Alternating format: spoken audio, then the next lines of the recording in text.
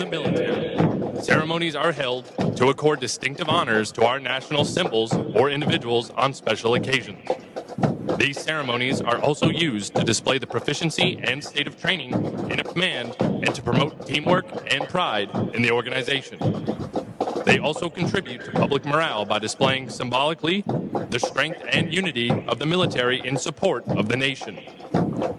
All of the movements that you will observe today are known as drill.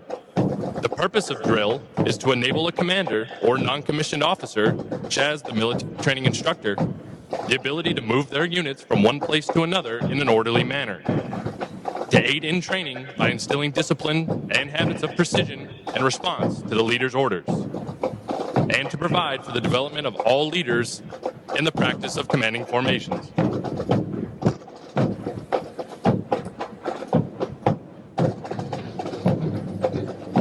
Throughout today's ceremony, you will see the flight saluting as one form of drill.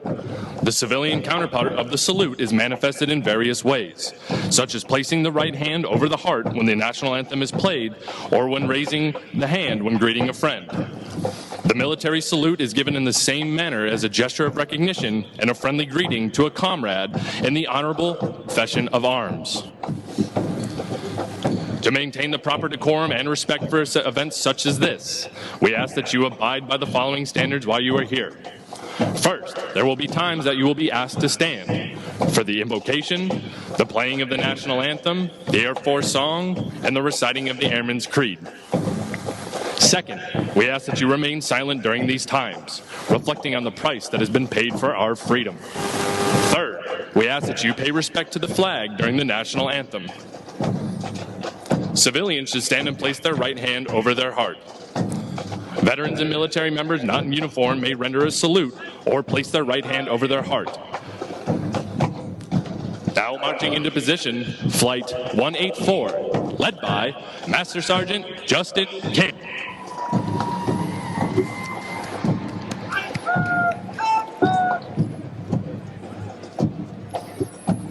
Flight 185, led by Technical Sergeant J.R. Robbins.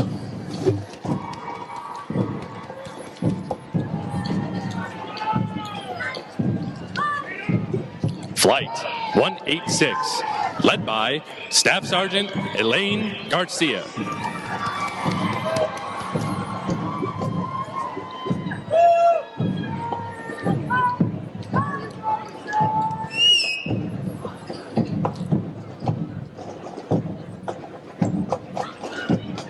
Flight 187, led by Technical Sergeant Darrell Baldwin.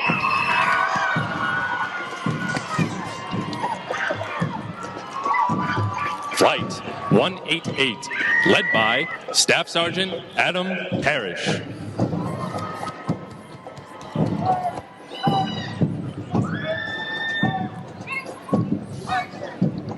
Flight 189, led by Technical Sergeant Saralina Ramos.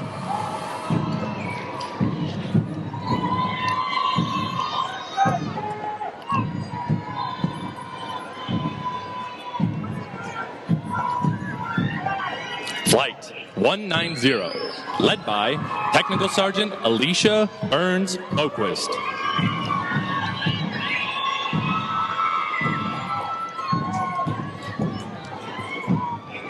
Flight 191, led by Technical Sergeant Alexander Davis.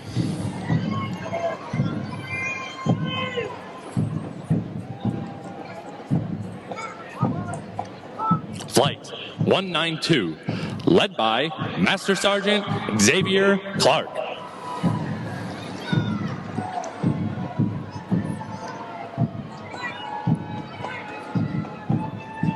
Flight 193, led by Technical Sergeant Tiffany Todd.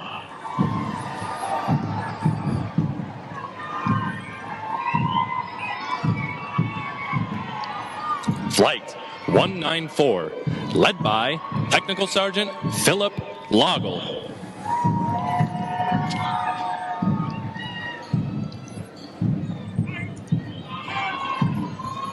Flight 195, led by Master Sergeant Christopher Hutto.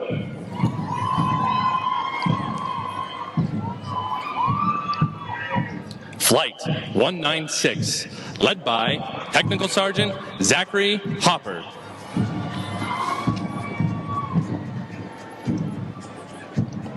Musical support for this morning's ceremony are graduates from Flight 197, performing under the direction of retired Master Sergeant Sam Johnson, Master Military Training Instructor, hometown Stratford, Connecticut.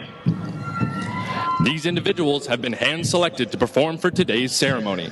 In addition to completing all basic training syllabus and training requirements, Drum and Bugle Corps members commit additional training hours for practice throughout their weeks of training. Their extra effort and commitment demonstrate teamwork and the Air Force's core value, service before self. With each Drum and Bugle Corps performance, they honor the long-standing tradition of live music at formal military ceremonies.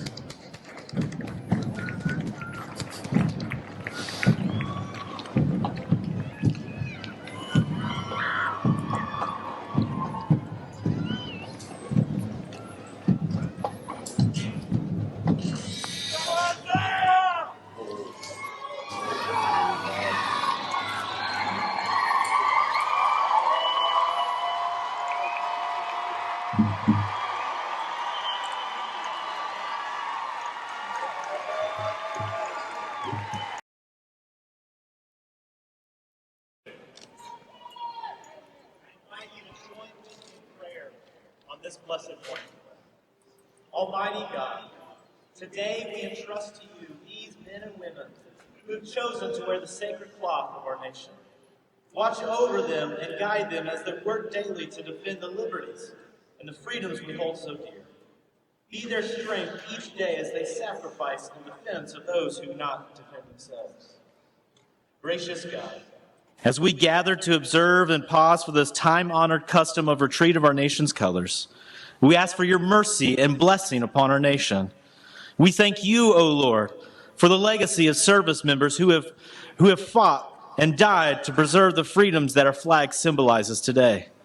May the whiteness of her stripes always be bright for purity and light. May the red of the shed blood never be forgotten. And may the blue of the sky and the brightness of the stars always represent the striving of our nation towards higher purposes and goals. May you truly bless our nation.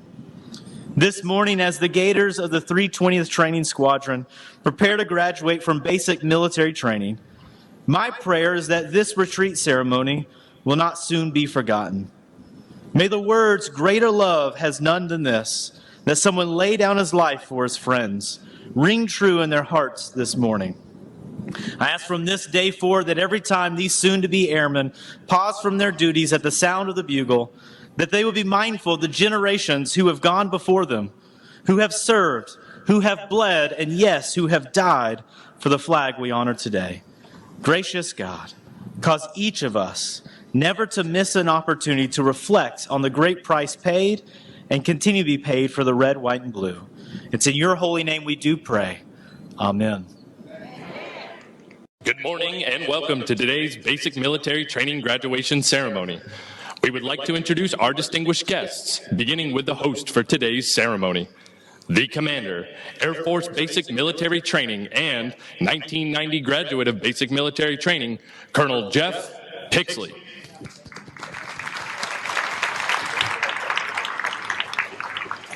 From the graduating squadron, the Commander, 320th Training Squadron, Lieutenant Colonel Gerald Fensterer, accompanied by his wife, Gina.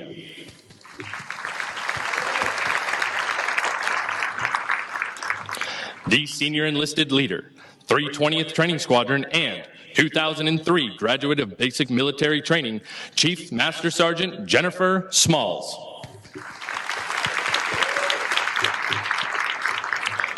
Also in attendance with us today, the Commander, 914th Air Refueling Wing and 1989 graduate of Basic Military Training, Colonel Laura Morrison.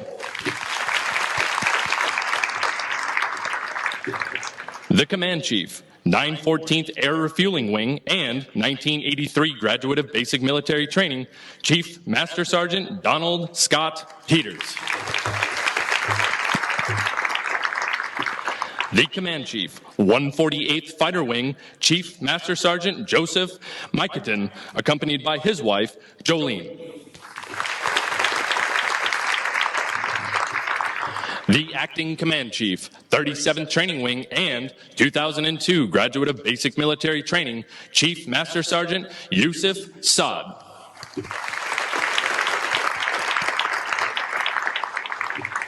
Although time does not permit us to introduce all of our distinguished guests, the 737th Training Group is proud to welcome each of you. We hope you enjoy today's ceremony.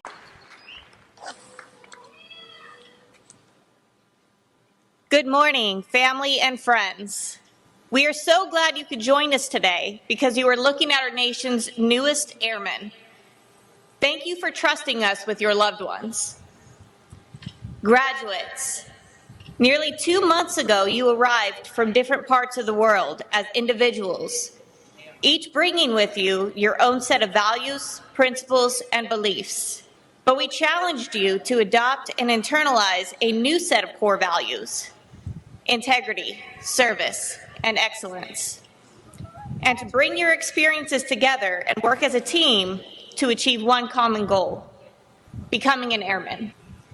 As this moment begins to set in, we ask that you reflect on what your accomplishment signifies. You have established a foundation of discipline, teamwork, resiliency, and wingmanship, a foundation you will continue to build upon as you progress in your careers. You're going to be challenged to become multi-capable airmen, to become more agile, and you're going to be tested beyond the level of those airmen that have come before you, because you are the next generation of leaders that will continue to protect our nation's air superiority, supremacy, and dominance. As you are put to the test, remember the skills that have been instilled upon you. And always remember, before any specialty, you were airmen first. I am proud to say you have accomplished the goal you came here to achieve. You wear 2 name tapes on your uniform. One is the family that you were born into, and the other is the family that you have chosen to become a part of. And on behalf of your military training instructors, it is an honor to now serve with you. Finally, graduates, I leave you with this: you're joining a team that will look to you to define the character of our Air Force for years to come. We have the utmost faith in you because every time you recite the Airman's Creed, you adamantly proclaim you will not fail. And we believe you. As your senior leader, I hereby acknowledge your completion of all graduation requirements and have recommended to Colonel Pixley that you receive your coveted Airman's Coin, which signifies your transition today from trainees. Congratulations.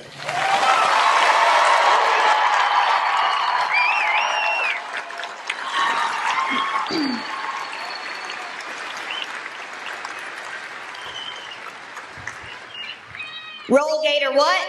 Roll Gator roll! Military training instructors, you may proceed.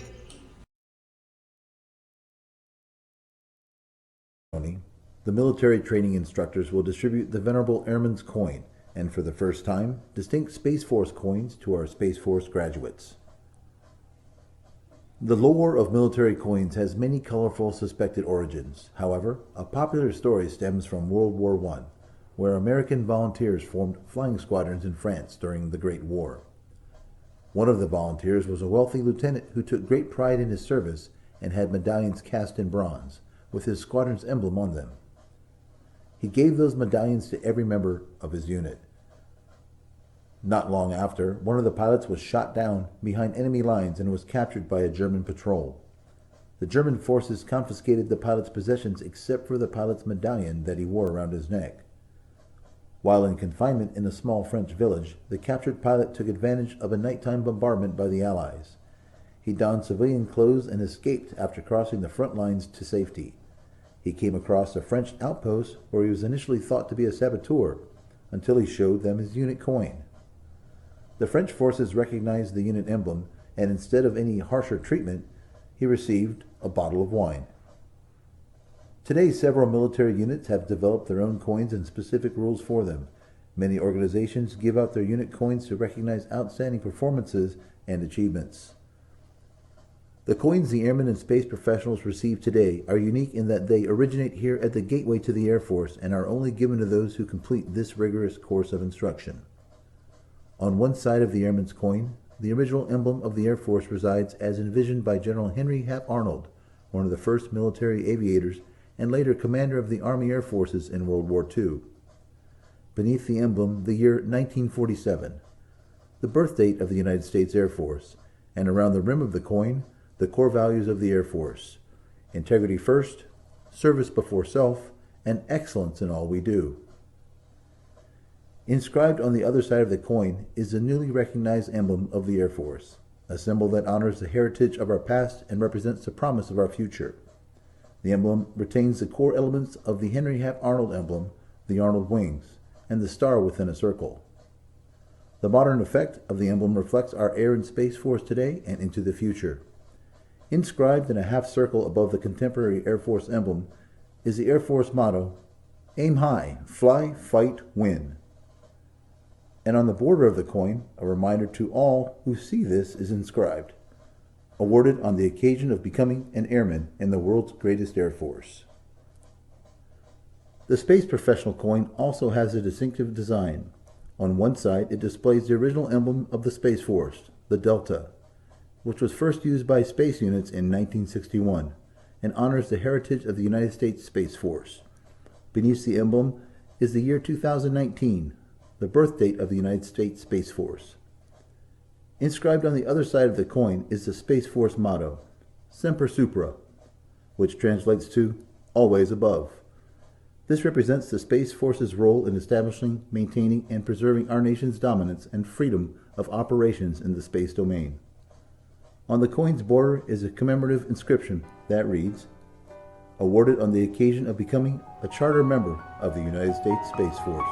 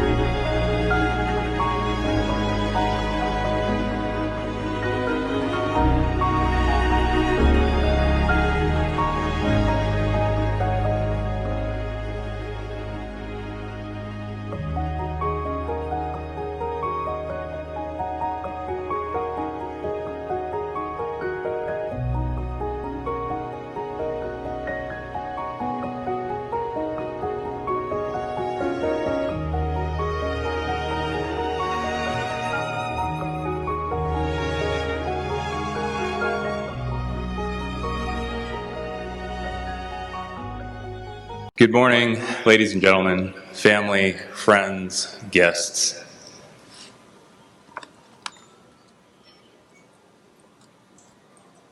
Thank you for being here, and thank you for who you are and what you've been able to give to us in the trainees that are now standing before us, ready to be airmen. I'm going to turn my speech towards you, the airmen standing in front of me. Gators, when I met you during 0 week, I offered some guidance in order that you had the keys to success from the very beginning of BMT to become the world's next best multi-capable airman. I challenged you to not only knowing our Air Force core values, but to accept them, to live them, and to create a you 2.0. We then introduced you to the best MTIs at BMT. And I want to take a quick pause to let your parents, loved ones, and supporters know that these MTIs professionally took your loved ones as they were and grew them into the great airmen that now stand before us today. Let's all give our Gator MTIs our appreciation and a round of applause.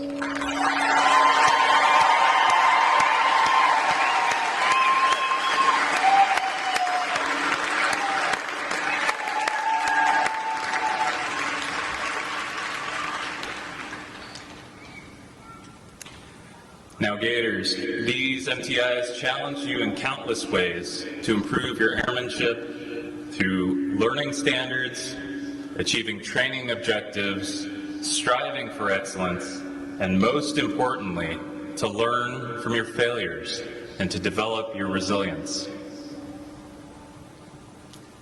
Your foundation of excellence, service, integrity, and teamwork now allow you to continue to learn, strive, and achieve as you drive yourselves through the Air Force's next challenges.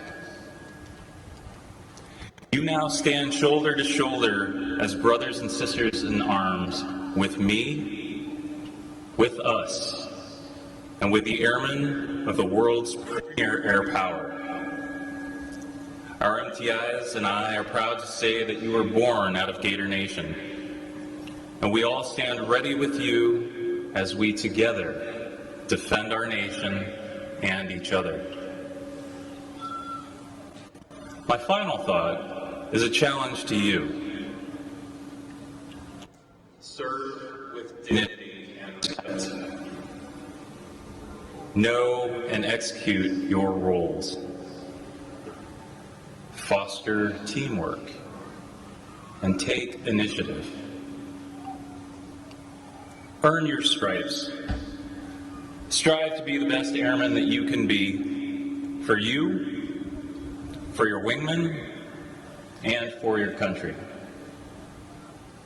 And when the time comes that your journey is over, know that you gave it your all and that you, the Air Force, and the country are better because of your service. Airmen, welcome to the long blue line. Roll Gator 1! Roll Gator Roll!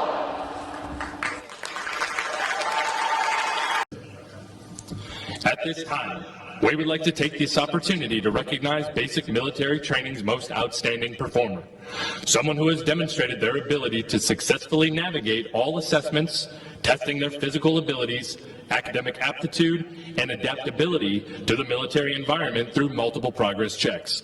This airman has surpassed all others in the challenges of training and has earned the distinction of being the top graduate of this class.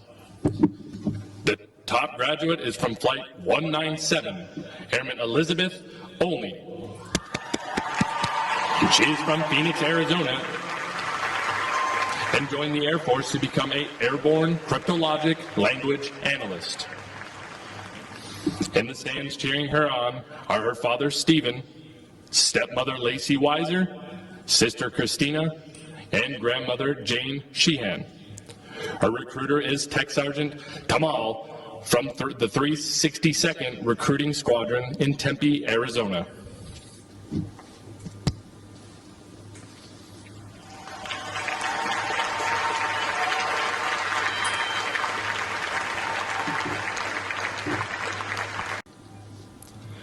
Ladies and gentlemen, please stand as a sign of unity as our top graduate leads us through the Airman's Creed. Instructors, place your flights at attention.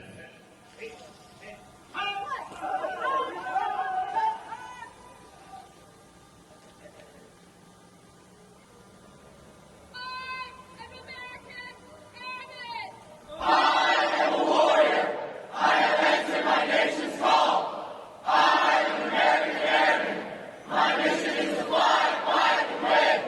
I am faithful to a proud heritage.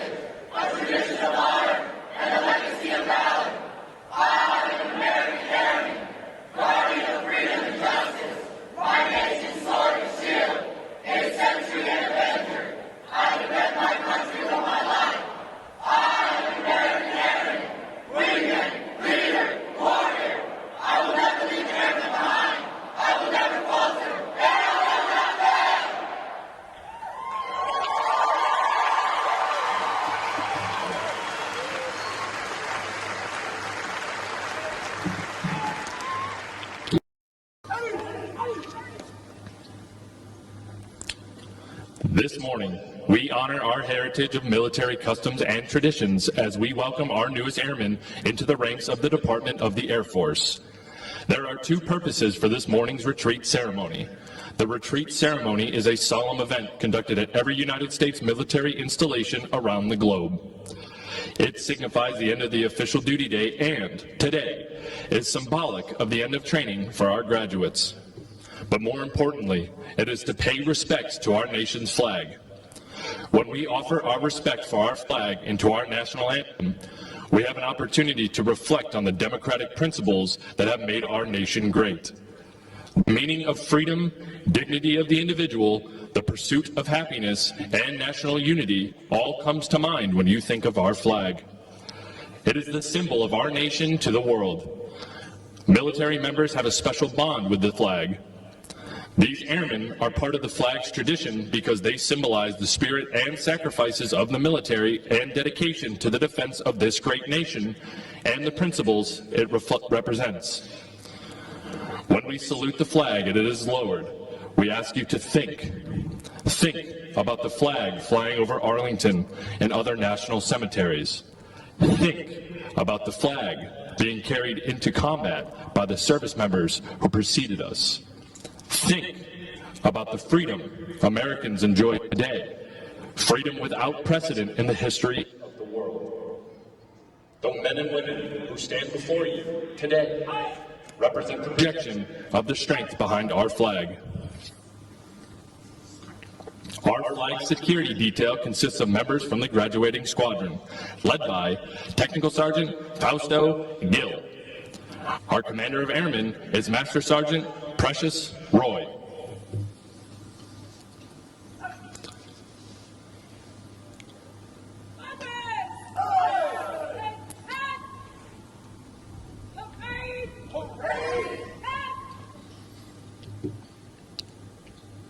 Ladies and gentlemen, please stand for the sounding of retreat and remain standing for the playing of the national anthem.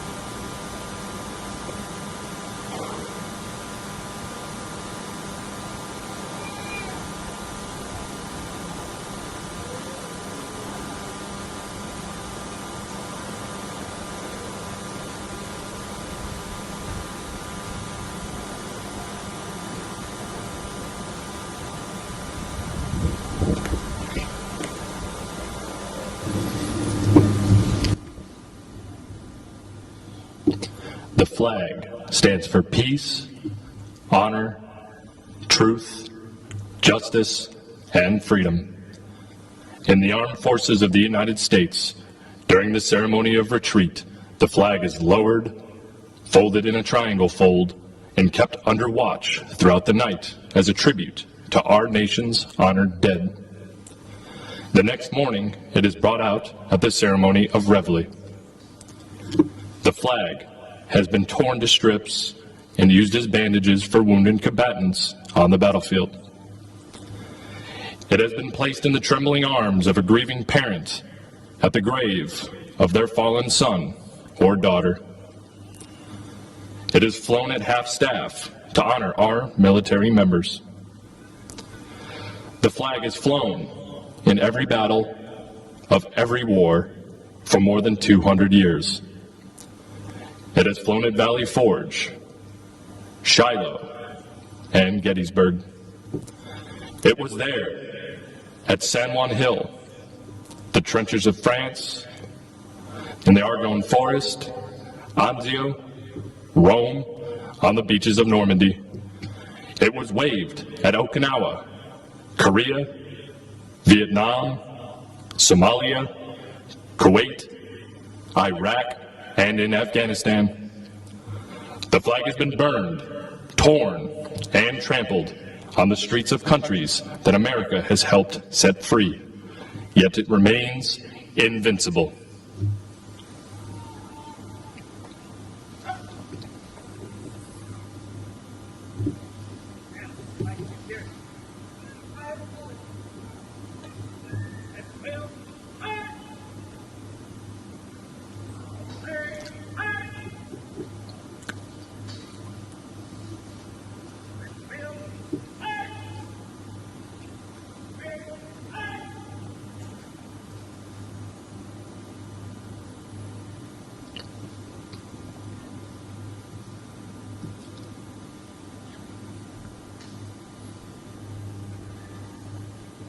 Ladies and gentlemen, please remain standing for the playing and singing of the United States Air Force Song.